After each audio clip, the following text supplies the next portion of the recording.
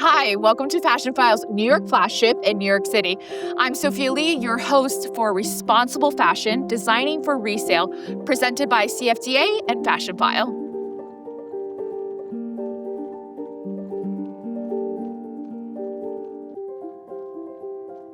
Sarah, first off, what is a secondary market?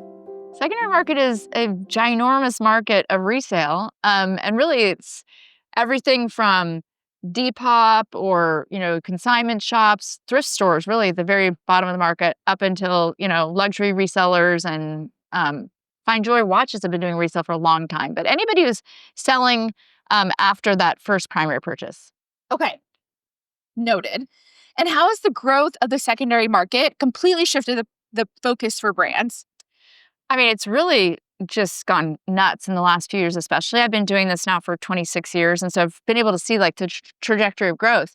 But resale is not new. So resale's been done for hundreds of years. But today what we're seeing is just a lot of amazing technology that is enabling scale like we've never seen before in resale. So that's what's different. And with scale comes optionality.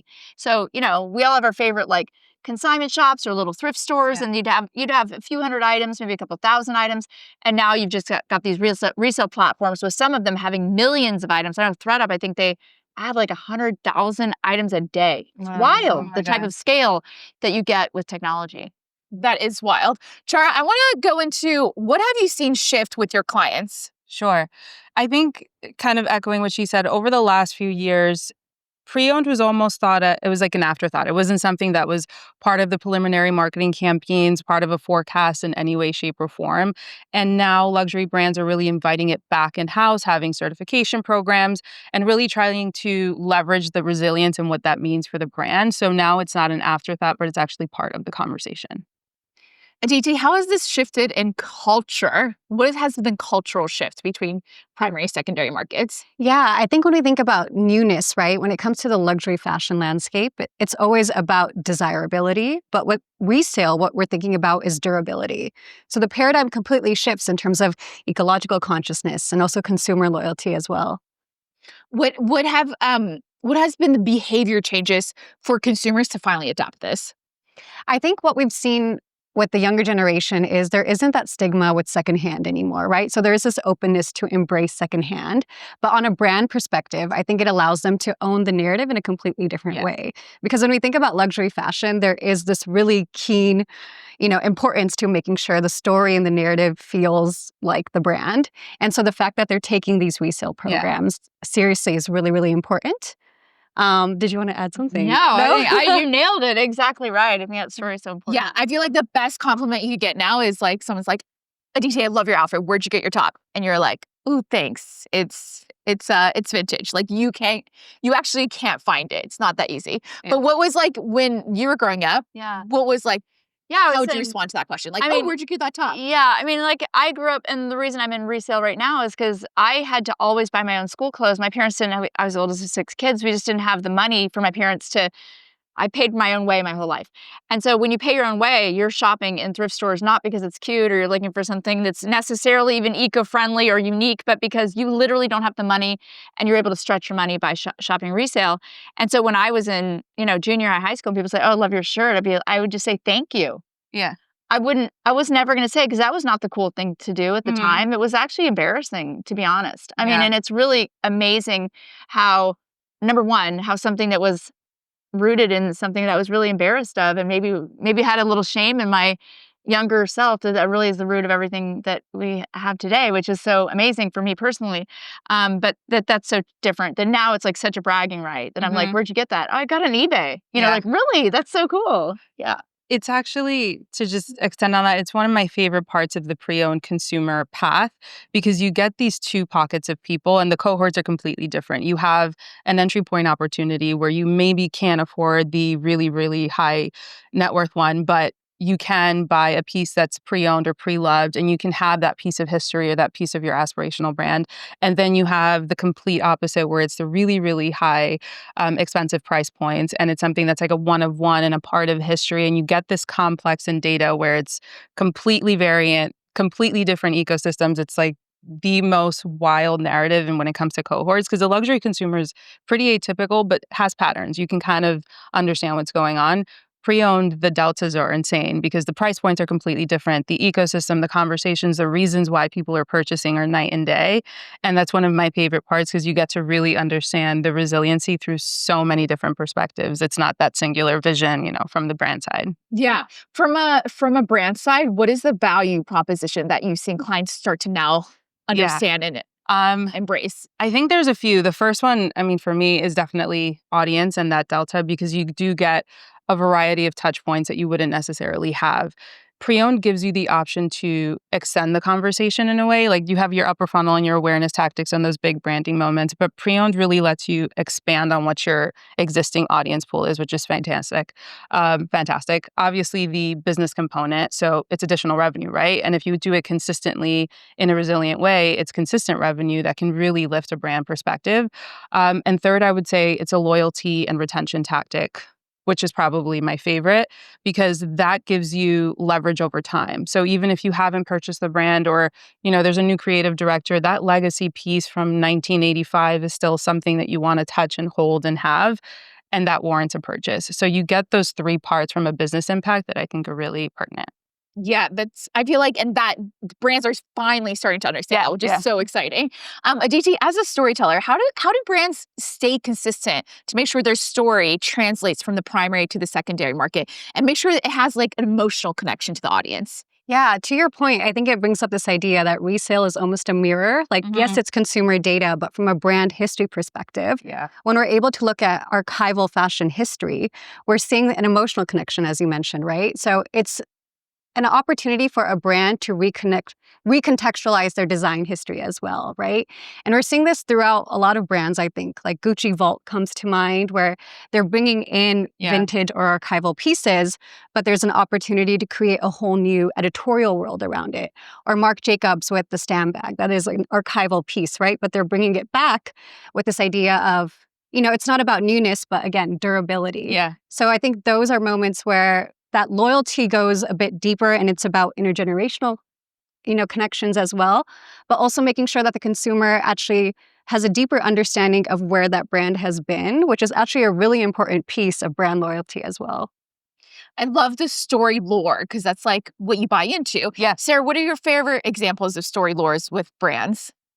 I love, just like when you talk about those little iconic moments in time where someone takes a classic piece and does something cheeky with it that modernizes it. And I love that Marc Jacobs was looking at the painting, and I can't even just escape my mind, of the Mona Lisa, where they've done like a mustache on the Mona Lisa, and it's a classic painting that this, historical. And he's like, that's such an icon, and was totally defaced with his mustache, and was looking at the monogram, this pattern that came from the 1800s, Louis Vuitton monogram on the old trunks, and said, how can I deface that? And he's like, graffiti, and goes to Stephen Sprouse, who is like the graffiti artist, iconic, and said, how can we deface the monogram and the iconic shapes and do something that's really unique and wonderful with it? And really just did something that was and really it kind of ushered in a lot more of those brand moments and storytelling, pulling in those little pieces of, cultural history and, the stories are all intertwining and bringing something modern and better and cooler. Yeah, like art imitates life imitates art, and it's just keeps going. Circular. Yeah, I love it. Jara, I'm curious to hear, how have your clients navigated this pathway into a secondary market when historically they never even touched it? You work with some high-end jewelry and watches brands. Yeah, the pre-owned concept isn't foreign to the luxury consumer. Obviously, pre-owned auto, there's a lot of stuff where we've seen it, but fashion and definitely fine jewelry and timepieces, we're now seeing more and more in-house. The challenges, there's a few challenges. First being the tech stack. It's how do you certify and authenticate that process when it comes to that product? Because the value proposition is based on authentic goods. So how do we control that and how do we sustain that and make sure it's scalable? Because you can't have a business that's not scalable, right? So that's number one. So it's figuring out that value proposition around how we can sustain it from a tech stack perspective. And then the conversation around it. We have all of these programs already in market, and we need to find a structure where it doesn't dilute that at all, but instead enhances it. So it's really controlling the narrative for the top programs and the campaigns and launches and all the newness, but still leaving a pocket of room that's not going to dilute and kind of overpower or oversaturate. And that's the finesse that you have to find. So with our programming, we structure really aggressive cohort segmentations just to make sure that we're talking to the right person that is going to care about that piece of history, or that does need an entry point to have that, purchase that, is too far away in the sense of price point, and still, have that sustained visibility for all the other campaigns. So it's really it's like navigating the story and then navigating the business component. Because again, the authentication without that is nothing. So it's like trying to figure out the certification process while you're figuring out the marketing process to make sure it's all in hand. Yeah, and I think that's where the technology comes in. Yeah. And have you seen that your clients participating in resale have increased their cultural relevance, their perceived brand value? Yeah, I think the cultural relevant part is interesting when you guys were talking about the art and how that kind of all of these pockets of time have a sentimental component to it, right? And it's like, well, that cultural relevance is part of an emotion or memory that you have. So it's kind of feeding that through and making sure that those components are part of your campaign. What was the second part? Sorry. I know their perceived brand value. The value. Yeah. So we always, on my side of the house, one of the big things that we do for our heritage brand is we have to check the box of resiliency. So how are we structuring resiliency with not just pre-owned, but with all of our campaigning, but with pre-owned especially, it kind of solidifies your resiliency, because if people still want to buy it 100 years from now, it's very resilient. We've done the job. So it kind of anchors that entire idea. And that's one of the pillars that we use for distribution. This is a resilient brand and this is why. The value proposition is here and this is why. And that value also becomes equity over time because it's so resilient. So it's trying to showcase that throughout all the efforts. Yeah. Aditi, when it's not enough to just be a luxury brand anymore, and every luxury brand is trying to get a younger consumer, a more conscious consumer, how do they stand out amidst the noise? How do they make sure, what are the biggest challenges to tap into that story and that emotional part of a consumer? Yeah, I think you hit it in the head. Younger generations aren't just buying based on brand name, right? Values are integral to that conversation. And so I think resale is one of the most potent opportunities to opt into all of that resiliency and consumer data, but also thinking of that piece of durability and sustainability, right? Because when we're thinking about durability in this conversation, materials becomes part of the conversation. Making sure we're contextualizing fashion for its true weight, not just a product that exists in this amorphous time and space, but has legacy behind it and something that can, last the test of time. And so I think a lot of sustainability storytelling that I'm seeing nowadays with fashion is about something having a life before it came to you rather than just being new. And so I think resale is a reflection of that. Yeah, it's past lives. Yeah. Everything is. Yeah, Jara. I was just going to say one of our top performing campaigns, it's still going on, but it was exactly that. It was showing a light for the first chapter and now the second chapter that the product is having and what that evolution looks like throughout time. And we had so much residual sentiment and like engagement that we'd never really seen before, where people were actively like, this is incredible. I want to be chapter 2. I want to make sure that I'm the next holder, or like the next holder for the next generation. Like there was so much, the conversation evolved where it wasn't just about the product, but it was really ensuring that the chapter and the legacy kept going. So I've definitely seen that even just on social, like the engagement that we've had on that campaign, because it's really top of mind. People want to keep that history going. Yeah, we were talking earlier about how terminology has shifted. Instead of it being secondhand, it's second chapter. Yeah. And the more chapters, it's like the more chapters a book has, the more like emotional it has, but the more chapter this piece of object or clothing has, the more emotional it is. Aditi, what makes you check out at the end of the day? Like, what makes you be a conscious buyer and really hit the buy button, whether it's resale or otherwise?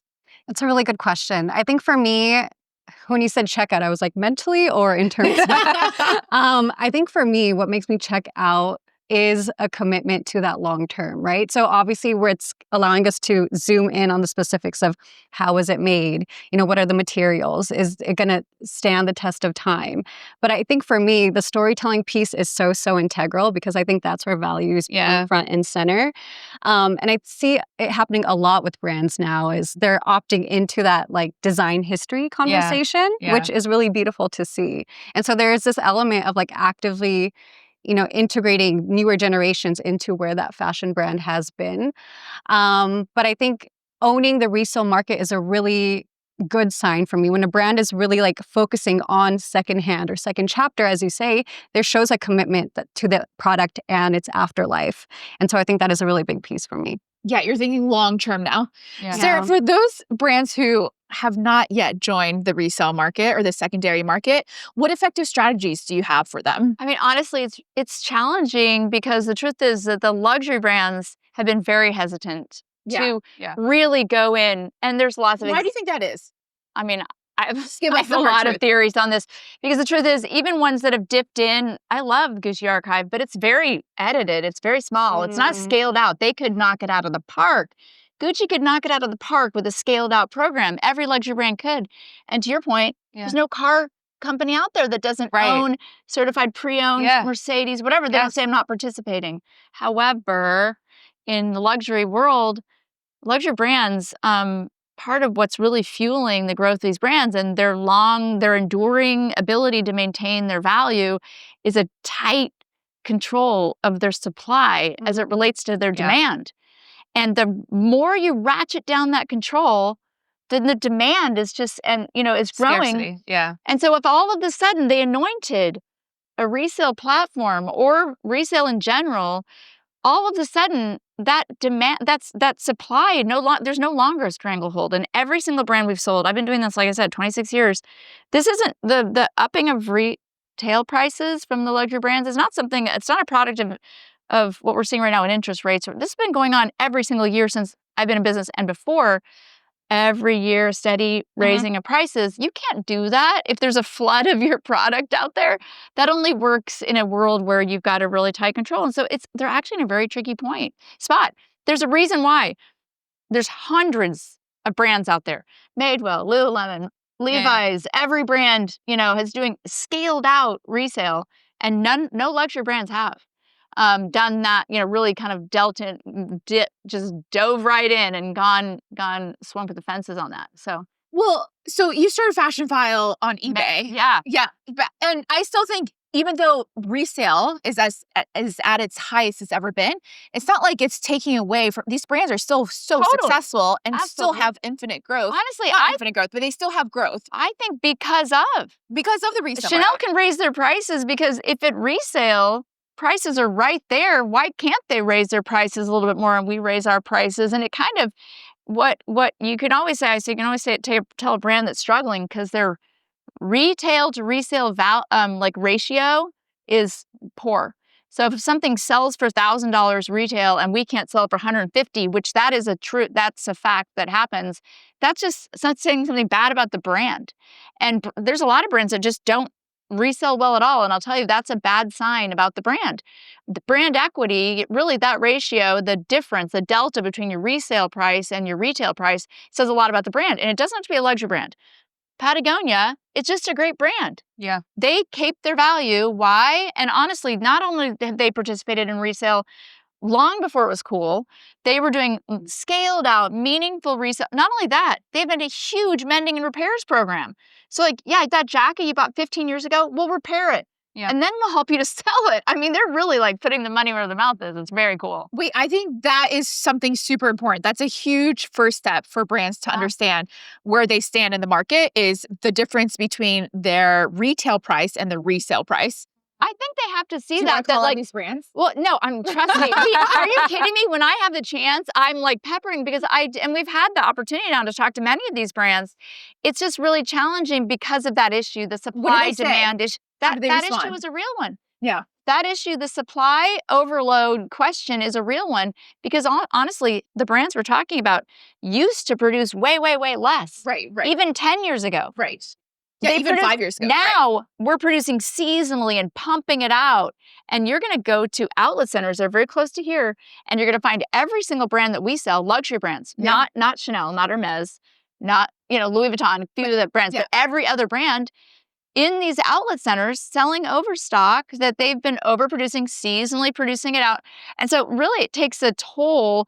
And then in addition to that, if you say there's a $60 billion resale market right now in luxury alone, and then that is all of a sudden, they're anointing that this is accepted and that there's maybe trustworthy sources for these things, it just gets challenging from a from a supply standpoint, and as far as keeping those prices raised and all that. So is because in the luxury auto space, it's not like just because there's pre-owned certified.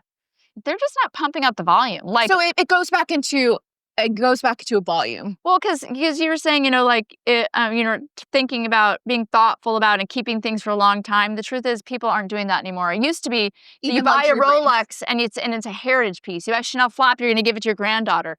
My kids will freaking sell that, and they're going to get a Roe Margot with the Chanel, with the vintage Chanel flap. Right. There's not this thing necessarily that people are thinking about generational. They're thinking about, and definitely they're thinking, when I buy this thing, how much can I sell it for? Right. And their long term now might be a couple years, and then they're going to sell it. The closets are no longer what they used to be, and there might be a few pieces that are there for a long time, but the world is very circular and really high consumption, to the point that I've never seen before, not only in fast fashion, but across the board in retail across the board. People are producing more. And why are they producing more? Because people are buying more, than ever before. Right. So Our grandmothers had like a church dress and a work dress. Yeah. Tiny closets, because and then they mended and repaired. They darned their socks. Socks darning, even those eco-friendly of us will throw away a sock if it's got a hole in it. We didn't used to do that. Yeah. So it all boils down to overconsumption and overproduction. Yeah. And there's no way a luxury brand, if they have even 10 collections a year, It just makes it challenging to do. Obviously, Patagonia is producing a lot, and they're still got a meaningful, and from what I've heard, their resale is making money for them. Eileen Fisher is the other one who's like, she was doing resale long before it was cool too, way before this whole movement, and she's made it a meaningful revenue producing channel for her. But it's just a balance, as you're going, a luxury brand, Patagonia is not trying to raise their prices. A Chanel flap now, costs as much as an Hermes, close to the price of an Hermes Birkin. Yeah. So my final question, let's talk about lifers, items that are with you for life in your closet. I just want to know, let's start with you, Jara. An item in your closet that's a lifer. Can it be an accessory? It could be an accessory. It could be anything. It could be something passed down from your mom. Let's combat this overproduction and overconsumption. Okay. One of my lifer pieces is actually this watch.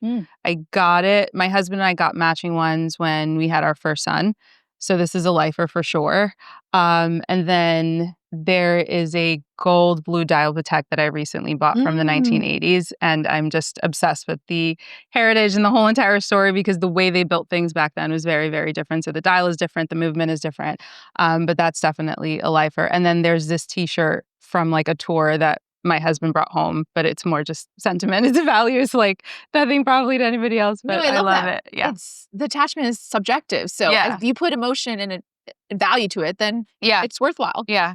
Amazing. Aditi, a lifer in your closet? Oh my God. I have a lot of my grandma's shawls that I've inherited, and my mom's like turtlenecks from the 80s and 90s, which ripped. And I started doing like this red thread visible mending on it. And to your point, I think you hit the nail on the head when you mentioned circularity, because I don't think we could talk about resale without talking about circularity, both from brands having mending programs or take back programs like Eileen Fisher, right? Where they're collecting sweaters and making something new out of it. But that's the huge elephant in the room, that resale only has sustainability weight as a strategy if you're also thinking about circularity within that. So whether it's like our own closets and what our lifer pieces is, or on an industry level, are you actually thinking about the holistic lifespan, not just a money-making opportunity to resell? Yeah, it shouldn't just be a primary, secondary market. It should be like this ongoing market that continues. Ultimately, that should be the goal, right? We're making a good piece to outlive all of us, because that's the point of having a value that's going to outlive us all, right? That's the point, but it's making sure we're educating that. So regardless of when you purchase it, the value is still there, and that positioning component isn't so difficult, because regardless of what part or what chapter you're on, each one is valid. Each one makes the most sense. And there's value from a price point perspective, from an equity perspective, from an emotional perspective. We built something that's going to outlive us all. So you get to hand it over to the next person. Yes. But it's that part. It's like the challenging. If that education isn't there, then the value proposition isn't there. Then the price is different, and you can't position yourself the way you need to. But 100% agree. It's like making sure that validity is there throughout time. Yes. Changing that purchasing pattern from a very linear primary, secondary to, it's not even just circular, it's like a molecule where it's like completely looping and going back and forth. Sarah, a lifer in your closet. Well, I'm gonna go two because I actually do have a Patagonia jacket that I bought in probably 1990, 1991 when I was in college. That's how old I am. But that my kids have all worn, that I still have today, and that my kids still wear. And so again, I just like that says so much about that brand, that really, and just brand equity, producing quality items they can endure. And then I bought a Chanel flap used, probably now 14 years ago. I wear it many times a week to this day. It's a mini, caviar mini flap, and it looks as current and cool and new today as it did so long ago. The prices continue to go up in value over time, and it's just like an everyday bag. And these classics, it's just always in style. It's never gone through a period where it's just not cool, not the cool thing to wear. She's a lifer. It's a lifer. She's a lifer. Amazing. Ladies, thank you so much for chatting about how to position your luxury brand in both the primary and secondary market. Thank you so much. Thank you. You're welcome.